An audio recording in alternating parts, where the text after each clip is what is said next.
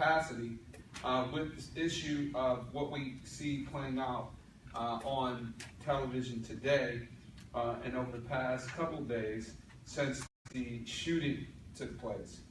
Again, in this case, with respect to this particular, some people describe him as a deranged man. You know, again, the irony is how the talking heads or supposed experts are basically trying to decode his mental state, right? They're trying to find an explanation to what caused him to, again, commit this heinous, crime. And by doing so, they're trying to actually take it out of the category of it constituting a crime. Because like a contract, in order for a crime to occur, you have to have two things, two elements. And we'll talk about this later in the semester when we get to the issue of criminality. But the act of a crime requires two elements that you'll be taught. One is the actus reus, right, which is the action. So we can all conclude that the action that was taken was what? Criminal, right? The action was taken, shooting. How many bullets were shot? Does anybody know how many bullets were shot? 600 bullets were shot, right? 600 people were injured. Well, I'm saying how many bullets were actually shot? How many rounds were fired? That was a question. I don't know that number hasn't come out either, man. But again, this is information that it would seem you would seem that this was one of the first pieces of data that would come out. Clearly, they have the ability to basically record how many bullets were fired based upon the number of rounds that are in the hotel room, right? That's a kind of an easy no-brainer, right? So that's the first question, or how many bullets are fired. But regardless, the act of, again, shooting, again, firing bullets down upon a crowd of 22,000 people, right, would be considered, again, criminal, right? So the act, criminal act, right? We got a criminal act. The second component, similar to the issue of contracts, is that so you can't only have a contract, right, which is legal, but you also have to have the what? The mental capacity. You also have to have the mindset. Similarly, in the commission of a crime, you have to have not only the action that is criminal, right, but you also have to have the mindset, what they call what they call in the law, the mens rea. So again, there's two words that you need to commit to memory when dealing with the issue of crime: the actus reus and the mens rea. The mens rea, and that is the question that people are talking about, but they're not using these types of terminology. So again, one of the good things about this class is you should be able to come again from this class, and if someone asks you a question, you should be able to converse with them in an intelligent, legal-based manner about what's happening, right? So again, the question that people are talking about without having any background, legal background, even psychological background, is that they're saying that this guy had no what? He had no mens rea. He said he has no ability to commit the crime because of and there are various elements that constitute mens rea. But one of the key elements is whether or not a person, again, had the ability to understand and comprehend, right, what he was doing. Just the same way, going back to the issue of a mistake. Again, we talked about the issue going before the issue of having a mistake, that if a person if a person had no ability to, if they had no meeting of the mind, they had no meaning of mind because there was a misunderstanding about, again, the terms, or if both parties, again, there was a unilateral, one person had a mistake of terms, if both parties had a mistake of the terms, then again, there would be no meeting of the minds. So again, there's no mental capacity. The people lacked mental capacity to enter in that contract at that time. That doesn't mean that they were crazy, right? But that meant that they did not have the mental capacity, or they did not have the mental agreement, right, that was necessary in order for that contract to be ratified. There was no consent because their mindsets were not aligned with the terms of that contract. So that's what that means, right? So the same way with respect to, again, this action that was taken in Las Vegas. Allegedly, they're saying this person did not have the mindset to align with his actions. He committed the action, that's unquestionable. But the question that people are supposedly answering is that clearly he could not have understood the gravity of his actions, or another argument is that he could not control his actions. This is what they're arguing. Now, why are they jumping to this conclusion? Is the question. How is it that they are, again, not assigning blame, which is what we are used to, right? Yeah. When a person, again, commits this type of, horrible action, dastardly action, killing all these people from over, a quarter-mile away, cowardly, right? But these are not the terms that are being used to describe this killer. But in fact, he is a killer. But you don't even call him a killer, right? He's a killer. Why is it that those terms are not being assigned to him? And instead they're questioning whether or not he had the mens rea to commit a crime. Why is that? Because he's white. Because he's white. He's a white American. Not just... He's American. Well, think about this. Think about this. Now, Mr. Willis says that he's white. I was listening to a great conversation yesterday with the writer Ta-Nehisi Coates. Is anybody familiar with Mr. Ta-Nehisi Coates? No. You should just Google him. Ta-Nehisi Coates was decoding the issue of race, and he said that he was responding to a caller on a talk show called 1A, in which the caller said, well, the president, referring to President Obama, should not be referred to as black, because we have to remember that his mother was Caucasian. And so therefore, why is it that we are, again, referring to him as black? And Mr. Coates responded that this was silly. It was nonsensical, as much as the issue of race is nonsensical. Because in fact, again, most Caucasians have African roots, as we, again, as people who are of African descent living in this country, who call ourselves African Americans, have Caucasian heritage and roots. Mm-hmm. It's the same. And so if you're going to define yourself as being white, then you must also, in that same concept, define the president as being black. It has no basis in genealogy. The basis is only rooted in American history and politics, which is based upon what? What did we talk about at the beginning of the semester?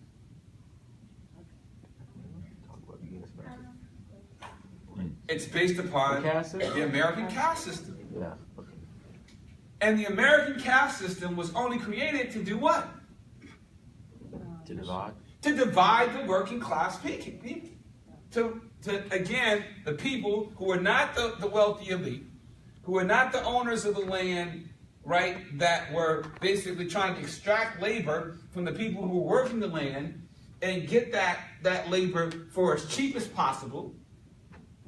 Again, by dividing them up against each other and having them pit their frustrations towards one another, thinking that one group is taking away, rights, or one group is taking away benefits from the other, as opposed to understanding that, again, the wealthy elite is only playing them in order for them to be able to extract more of their, again, hard work and labor without paying them the fair share for their labor, right?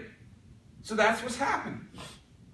Even today, again, trying to, connect this whole history so you can understand and decode the issue of the day, the topic of the day, as we talk about, again, contract formation and whether or not people and parties have the mental capacity to enter into contracts, and if they don't have mental capacity to enter contracts, then whether the contract is void or voidable.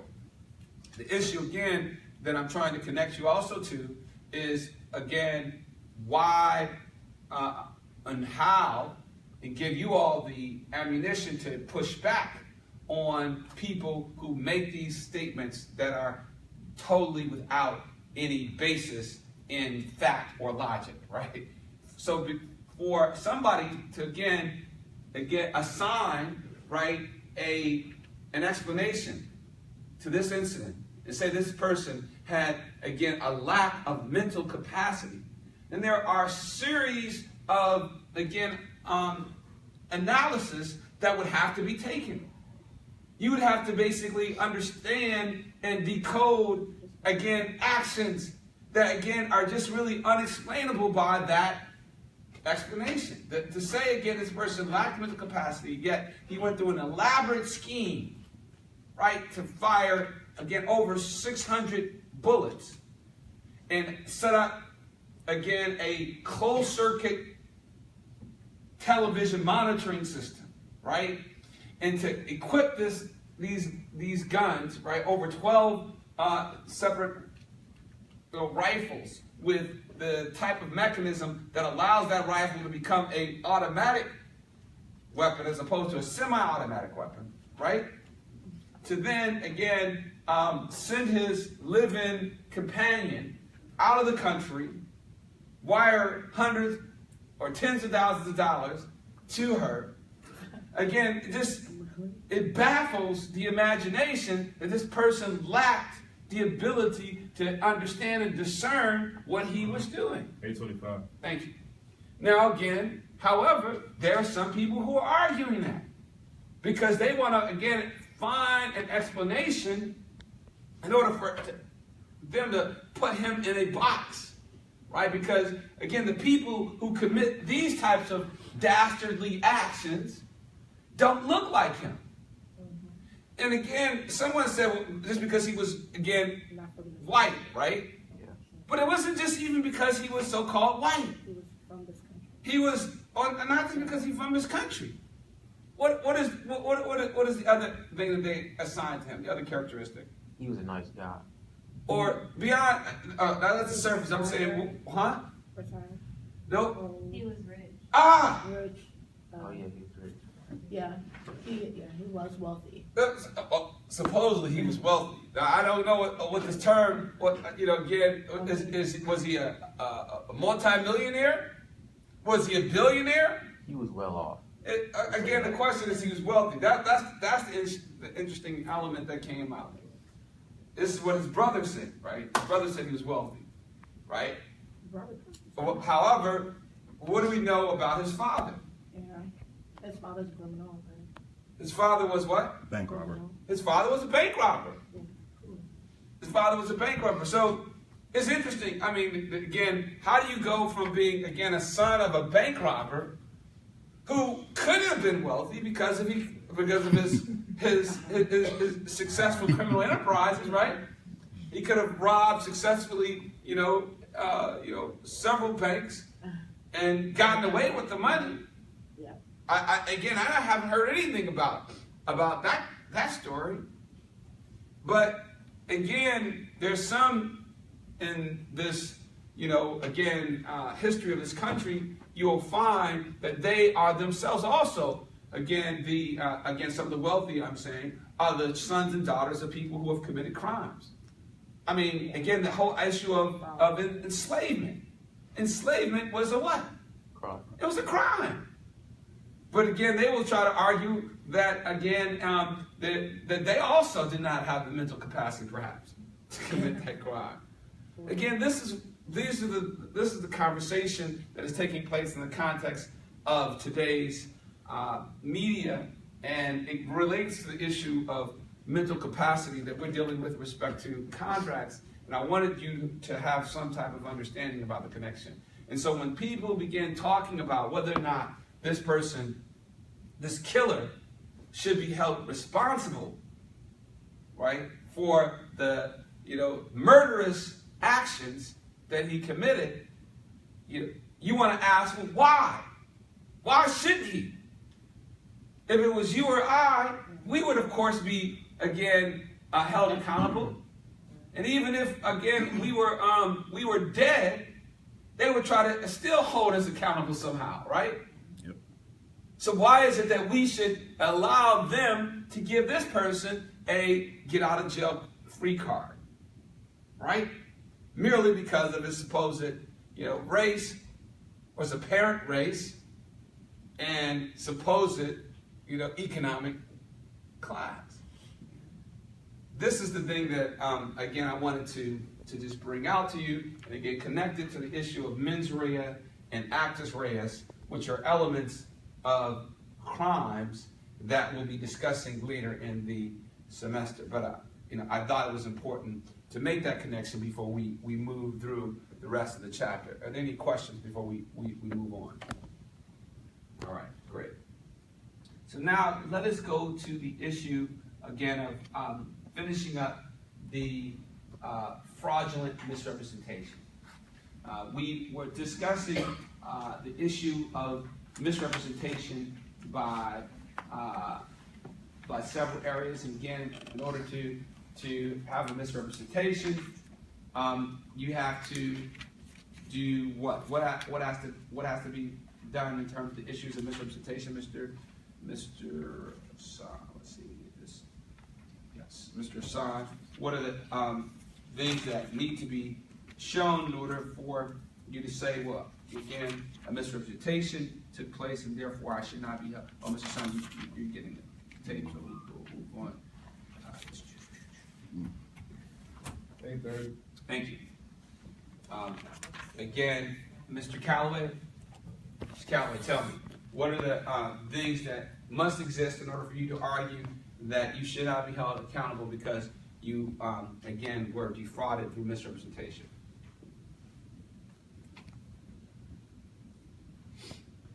Why don't you help him, Ms. Hall, since you're helping us? Go ahead.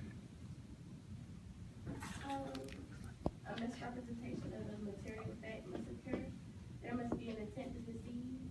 The innocent party must justify disavowing misrepresentation, and to collect damages the party must have been harmed as a result of the misrepresentation. All right. So again, there, one, it must show that you had known that it was committed knowingly or with what? Intent. Miss Hall? Misrepresentation. It must be committed knowingly or with reckless what? Mr. Calloway, knowingly or with what? Reckless what? More. Huh? More. No, sir. Or with reckless disregard for the truth. That you must either know that what you're doing is, again, a fraud, or that you must act so, again, carelessly, which you don't even, again, you act in a way that you don't care about the truth, right?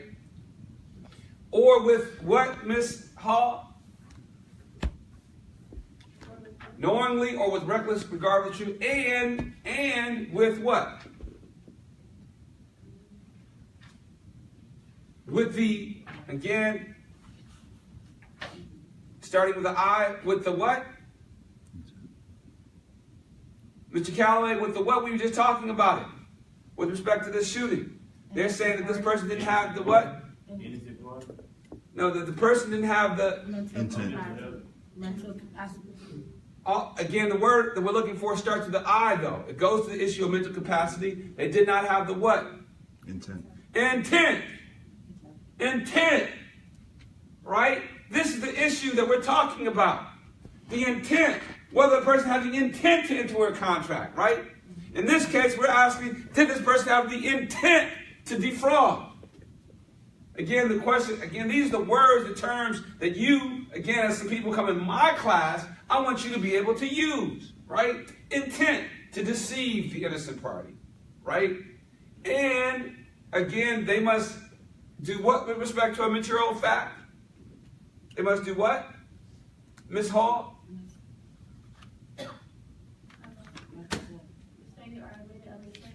Exactly. I mean, this is right here on the board. I mean, come on now. Right here. It's in your book as well, right? They must misstate or omit a material fact on which what happens? A reasonable person will rely on this item. A reasonable person relied upon it, right? And you mentioned earlier, and what, Mr. Calloway, behind you? The innocent party. Come on, Mr. Rock. You don't have it in your book there? You don't have it? The innocent party. Relied upon it to her detriment, all right? Or his or her detriment. This is what we're talking about with respect to the misrepresentation, right? And now let me ask you again, give me an example of now a negligent misrepresentation, Ms. Hall. And I acknowledge that you do have, Ms. Hall, your attire on for today. Make sure you check with me with respect to your attendance. But again, tell me, Ms. Kayla Hall, an example of a negligent misrepresentation. Predictions and expressions of opinion. Pardon me? Predictions and expressions. No. Negligent. What is a negligent misrepresentation?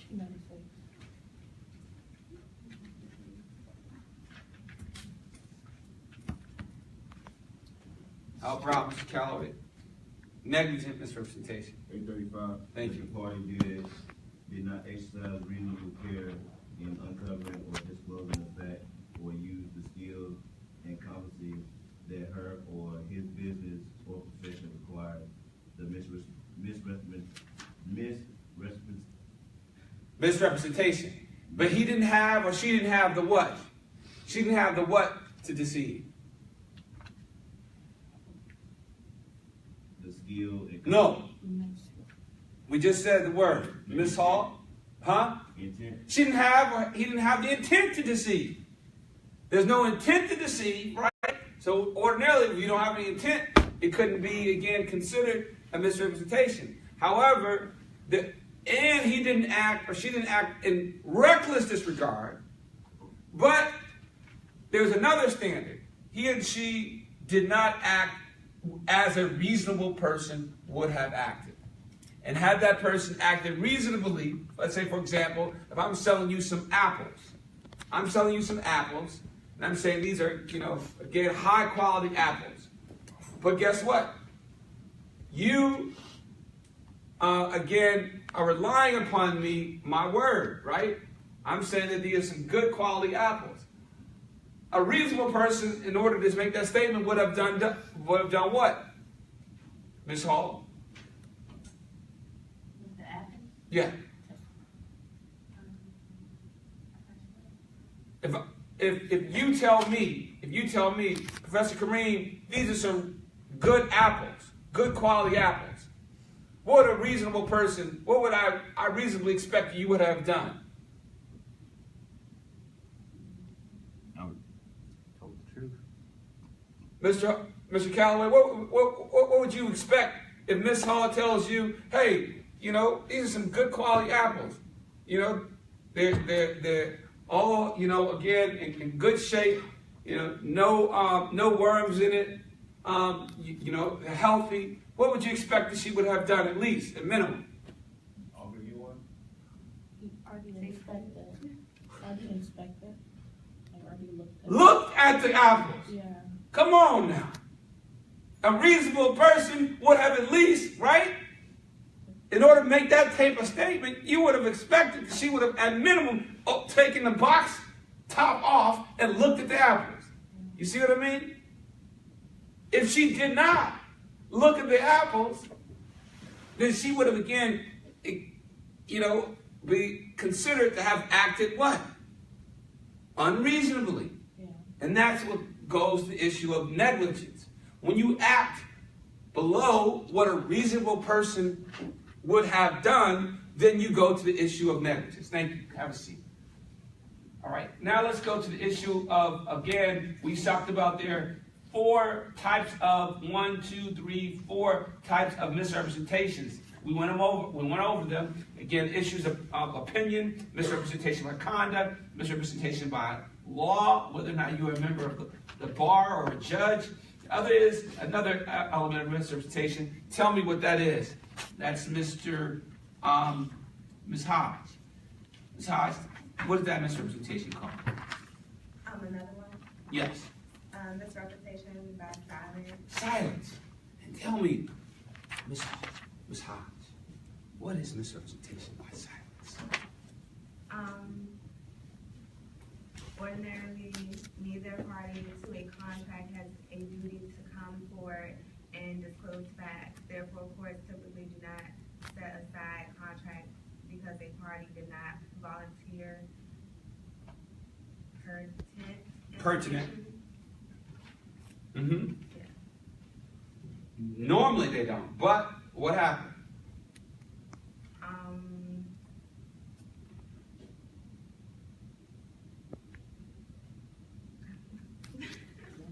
However, what does it say?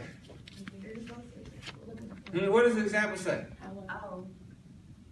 However, common and statutory law create a duty to speak in certain situations where one is aware of a serious defect or serious risk of injury. So let's go back to the apples example. Now give me again an example using the apples.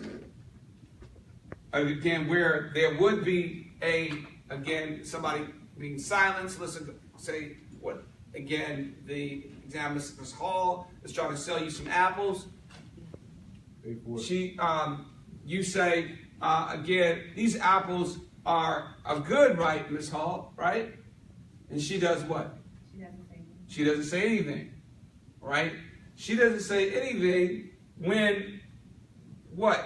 In this case, it's not like she doesn't know that the apples aren't good. What happens in this case? She just doesn't say. Because she actually what? She knows. She knows they're not good. And she doesn't say anything. Not only does she know they're not good, maybe she might know that they actually have poison in it. Right? In this case, again, where there's normally not a duty to come forward and say something, because she knows that they actually have poison, what happens now?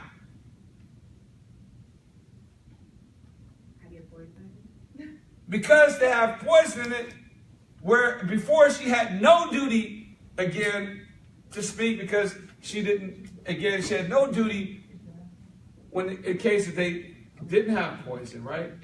If they are poisoned, now she has a duty. And if she fails that duty, she has again committed misrepresentation by silence. All right, thank you. We also talked about the issue of, again, the fact you have to have scienter, you have to justifiably rely on it, and then you also have to, again, show damage. We talked about that. Now let's talk about the issue of, again, undue influence.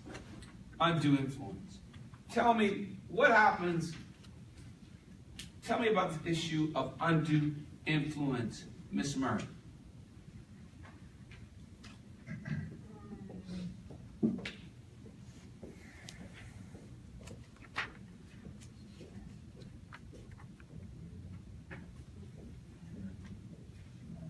Smurry, undue influence. Tell me about it. How can you get out of a contract on the concept of somebody, again,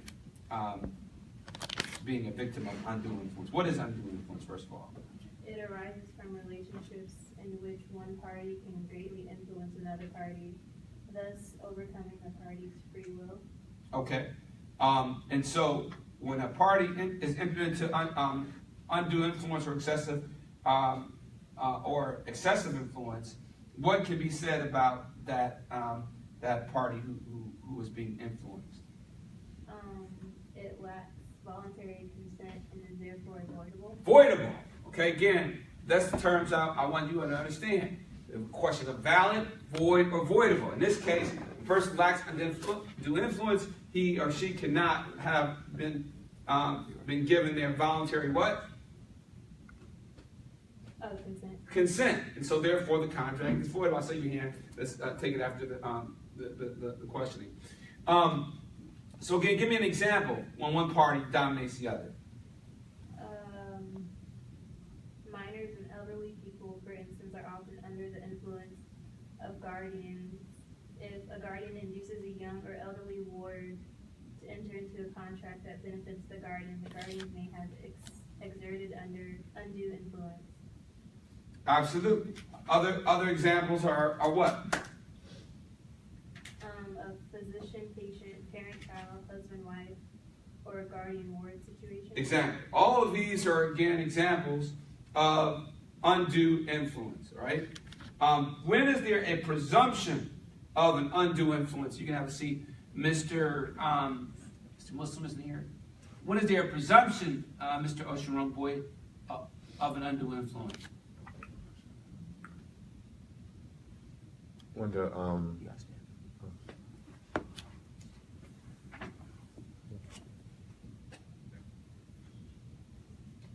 the dominate party is a I'm sorry. This is Yeah. When the dominant party in a what relationship? I'm sorry. What is that word? Divisionary relationship. What? Divisionary. No, sir. What is the spell the word? FIDUCIRY. Everybody, fiduciary. 8:45. Everybody, fiduciary. Fiduciary. One more time, fiduciary. Fiduciary. You got to understand these terms in order to be able to express them, right? A fiduciary relationship means that you have a legal obligation to protect the interests of the other party. If you are my client and I'm your lawyer, then I have a what? A fiduciary relationship to you. I'm obligated to protect you. I'm obligated to disclose that there's some defects. I'm obligated to warn you of harms that I know of. All right?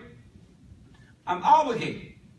And so therefore, again, I must exercise the utmost what?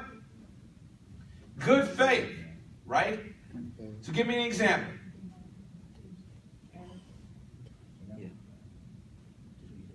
Erica is the guardian for Kinsey, his ward, on his behalf. He enters into a contract from which he benefits financial. If Kinsey challenged the contract, the court will likely presume the guardian has taken advantage of his ward. Ward. Okay, that's example. All right. Now you can have a seat. Now tell me again, give me an example and tell me about what happens when somebody is under duress, Mr. Parks.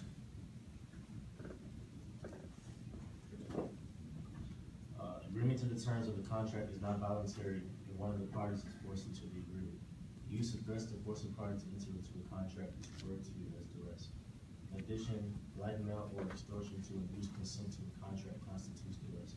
Duress is both the defense of the enforcement of the contract and the ground for the decision of the contract.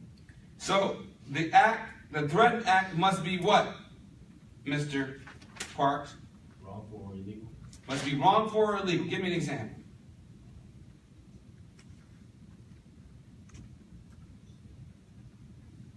Joan accidentally drives into Alan's car at a stoplight.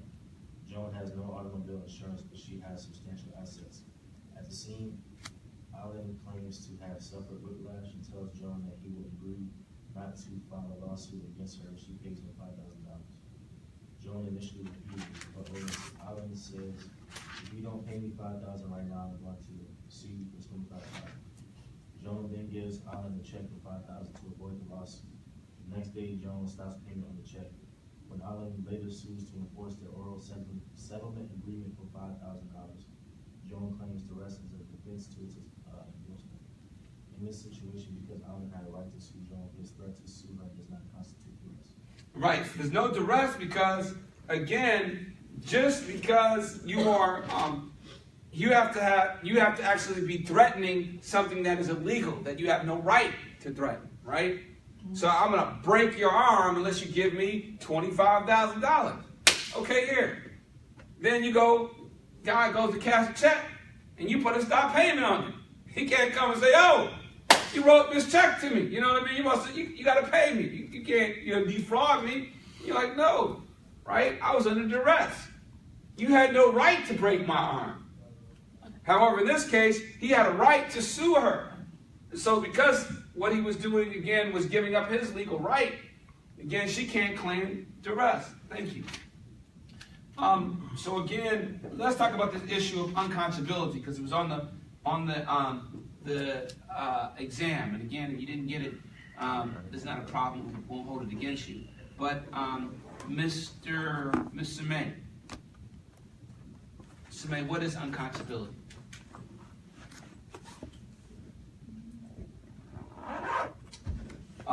Because we want Ms. Samay, Mr. Thomas, unconscionability.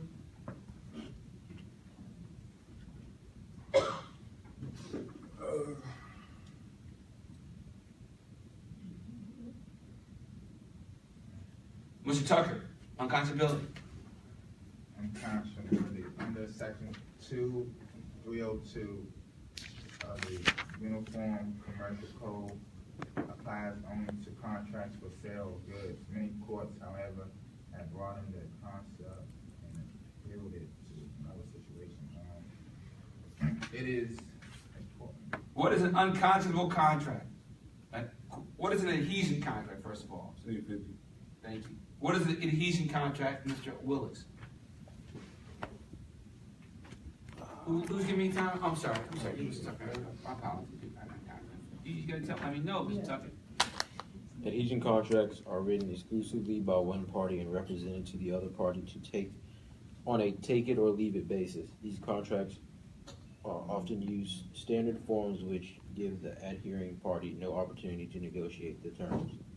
So again, and these contracts are going to be declared as unconscionable, right, when they are against public policy. When the relationships are so unbalanced. So an example of this is that if you are an emergency room doctor, and a patient comes into you in order to be able to get he has a stab wound to his stomach, and he's bleeding profusely. You say, okay, Miss Samay, in order to come into my emergency room, you got to pay me $100,000. You say, cool, whatever it takes, right? I got a stab wound, please fix me, whatever it takes. Okay, I'll agree with it. So then you, again, the doctor comes in there, sews you up, paste you together, puts some sutures, bandages you. You go home, you got a contract for $100,000. What can you say? That's right. I can't be held liable to this. This happened to me, and again, I didn't at the time understand this issue. I could have gotten out of that contract. I got hit by a car in front of the White House. Cab rolled over me. And then, they want basically, put a metal rod in my leg. I was like, cool, whatever. I could have easily gotten out of that contract because at the time that I entered in that contract, I was under what? Duress. I was under duress. And this was, again, this could have been considered an adhesion contract. Again, the issue of unconscionability is, again, when the contract, it has a clause that is so unfair that the court allows the party who's the victim or in the position of being a victim to say that it should not be enforced because it's unfair or unconscionable. That's what, again, an unconscionable contract is, and an unconscionable contract can be voidable if you argue that, right? So that's the, again, one side of the argument, all right? So these are the things, again, you have standard form contract, and take it and leave it, adhesion contract. These are the forms of adhesion contract. So we didn't get a chance to go into the writing today. We probably will go into it a bit on Friday. Again, the homework is the homework are the terms of this, and also I want you to, again, write a question, and it'll be on Blackboard, about how. This for the weekend or this for today? Today. The homework for today is, again, issue of how, again, a person can argue that he or she did not have mental capacity to enter into an agreement, and I'll give you a